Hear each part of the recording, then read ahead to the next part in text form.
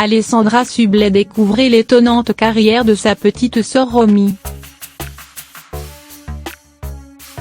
Romy Sublet n'a rien à envier à sa grande sœur.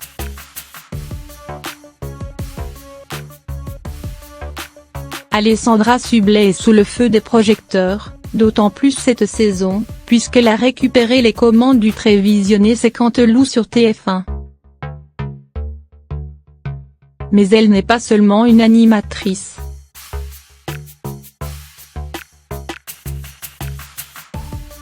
Alessandra Sublet a une vie familiale bien remplie. Très tournée vers sa famille, elle n'a d'ailleurs pas hésité à s'éloigner des plateaux de télévision après la naissance de sa fille, Charlie, désormais âgée de 6 ans. Maman épanouie de 2 enfants, Charlie et Alphonse, 3 ans, Alessandra Sublet est également l'aînée d'une petite tribu. Elle a en effet une sœur de 3 ans, sa cadette prénommée Romy ainsi qu'un frère prénommé Jocelyn. L'ex-compagne de Clément Misery poste ainsi régulièrement des clichés de ses proches. Et ne manque pas une occasion de leur crier son amour.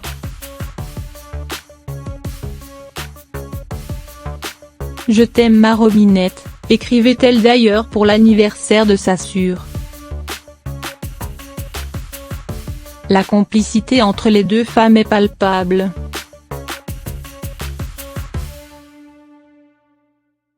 Et Romy prend son rôle de tante très au sérieux.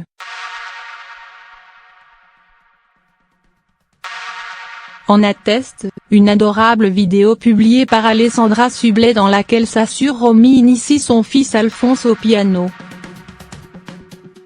Et pour cause, Romy Sublet est chanteuse, musicienne et productrice. Si elle est moins connue du grand public que sa grande sœur, elle n'a pas à pâlir devant sa carrière. Elle a même fait de premières parties d'Axel Red ou de Superbu, assuré VSD en 2007. Pour Romy Sublet, la musique est viscérale.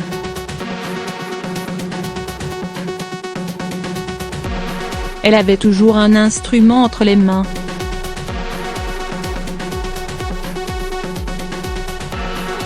Elle a joué de la batterie, de la trompette, du piano et des percussions avant de se mettre à la guitare, confirmait Alessandra Sublet à Télé Loisirs en 2006.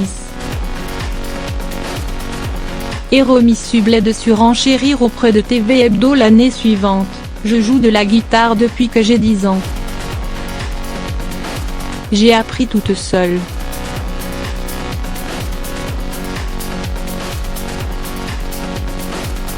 Si elle a présenté une chronique musicale dans Morning Café sur M6, c'est en effet en jouant et en chantant qu'elle se sent vivante.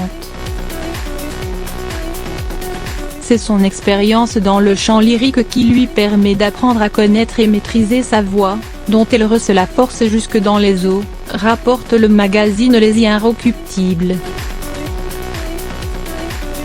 Une passion tellement forte que cela a éloigné les deux sœurs pendant leur adolescence. Romy fréquentait beaucoup les musiciens, vivait dans un cercle fermé. À un moment donné, on n'était plus sur la même longueur d'onde, tout simplement, déplorait l'amie proche de Laetitia Hallyday, avant d'assurer que tout est vite revenu à la normale.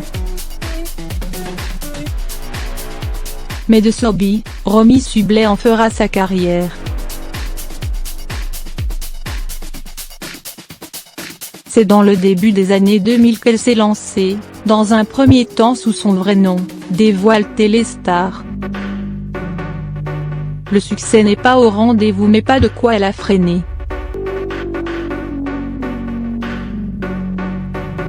Puisqu'en 2006, elle formait un duo acoustique intitulé Pyoma. Finalement, c'est sous le nom de Lou Coco qu'elle trace son chemin. Et cela semble lui réussir à merveille, puisque ses premiers titres ont été très bien accueillis par les critiques spécialisées en électro. De quoi la rendre particulièrement fière, puisque c'est elle qui fait tout, de la composition, à la réalisation et au montage de ses clips, apprend-on dans Nova.